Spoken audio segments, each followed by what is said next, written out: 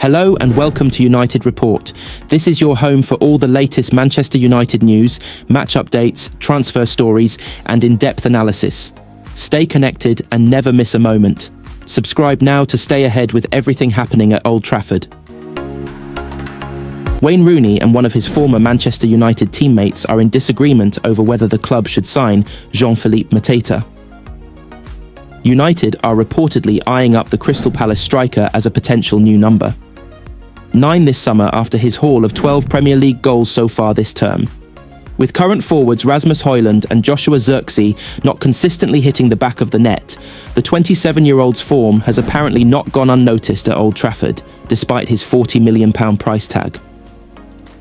United legend Rooney has expressed the view that Mateta might be better suited to Arsenal's style of play. However, an old colleague insists that it would be a shrewd acquisition for Ruben Amorim's side.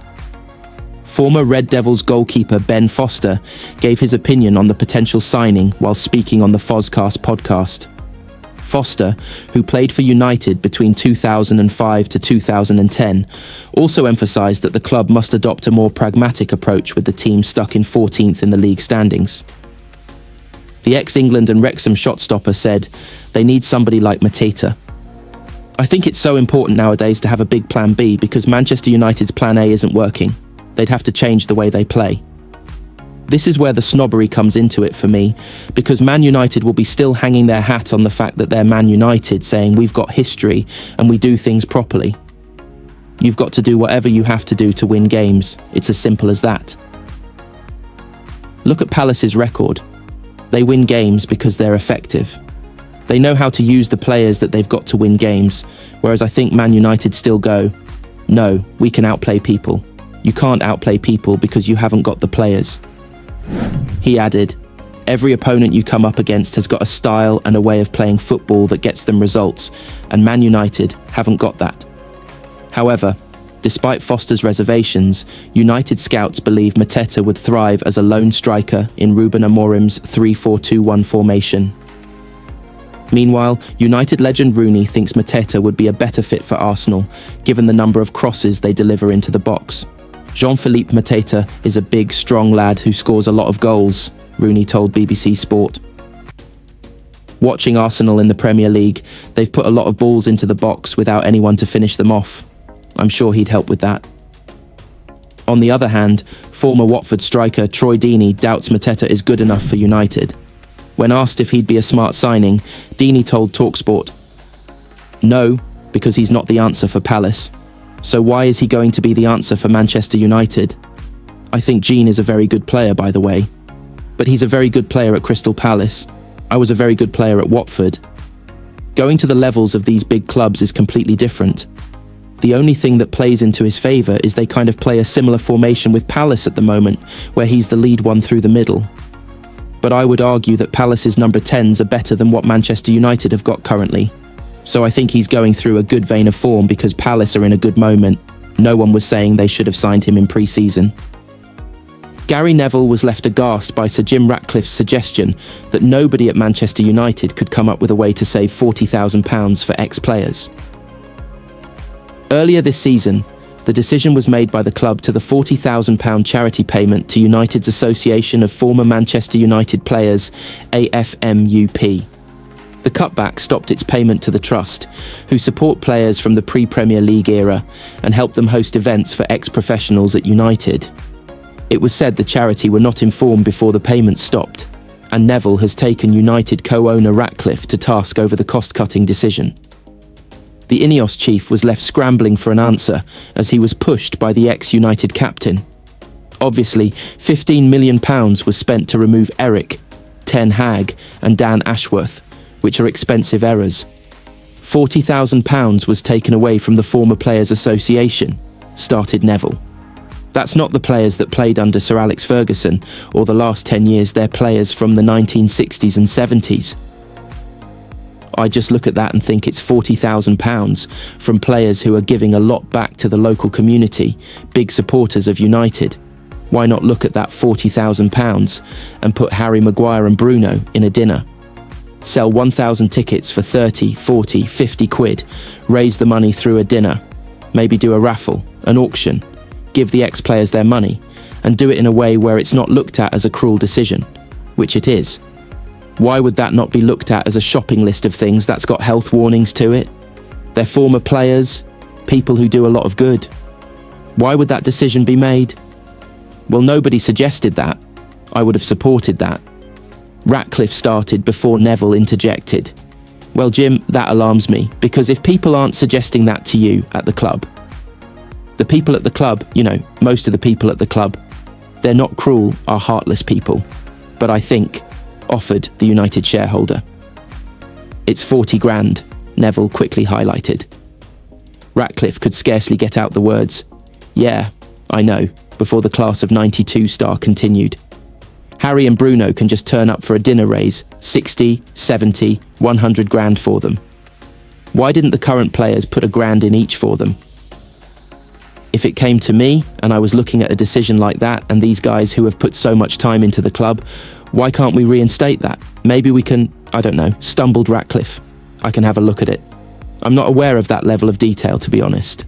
Manchester United star Ahmad has hit back at Gabriel Magalhaes after the Arsenal star was reported to say he has scored more than all of United's forwards, but didn't realise they were fake quotes. United drew 1-1 with the Gunners at Old Trafford on Sunday, despite being the underdogs, with the Red Devils in 14th place in the league, while Arsenal are second behind Liverpool. Ruben Amorim said we're unlucky not to win the game after missing a late chance through Bruno Fernandes, who had earlier broke the deadlock before Declan Rice's equaliser. And with United finishing the game as the stronger side, Ahmad teased Gabriel by posting a meme of teammate Joshua Zirkzee waving to Arsenal fans following their penalty shootout win over the Gunners in the FA Cup in January. It was in response to a fake meme of the defender being asked, "Are you particularly scared of any United attackers you might face on Sunday?" With the player replying, "I'm pretty sure I've scored more than all of them." Supporters were quick to warn Ahmad, who is currently injured until the summer, that the quotes weren't real, as one said, "You've been trolled, my son." Another wrote, "It isn't a real quote. Gabriel didn't say that LOL," while a third noted how Diallo had been duped by an account labelled Troll Football, adding, "Our star player is falling for fake quotes from Troll Football." Arsenal fans also took pleasure in seeing Diallo fall for it, as one said sat in 14th, closer to relegation zone than Arsenal, while their players are more focused on point scoring over fake quotes. "I genuinely thought that this was a fake account," another fan said. "It's even funnier that he's responded to a page that's called Troll Football and it's a fake quote." Despite Gabriel's quote being fake, the 27-year-old has scored as just many as Zirkzee has in the Premier League after netting 3 times so far.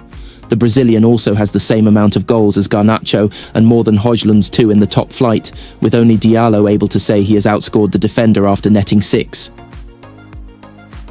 Dimitar Berbatov has told Ruben Amorim it's time to adapt his style of play, amid claims concerned Manchester United players have discussed whether a tactical tweak is needed.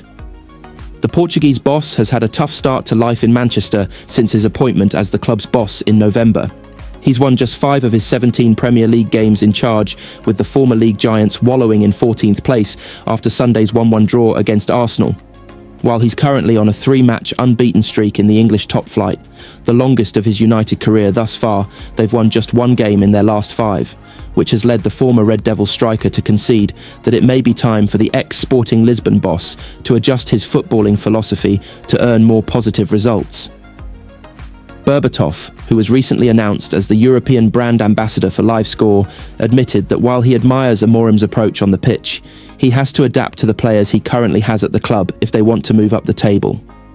Speaking exclusively to Mirror Football, the 2-time Premier League winner said, "Although I admire his approach and not wanting to change his principles of play and say this is my way of playing football, I will stick to this. No matter what. I think maybe he needs to shuffle a little bit, maybe try it once, and see what is going to happen with the players that he has at his disposal right now. Because obviously with the players, this system is not producing the football that everybody is expecting."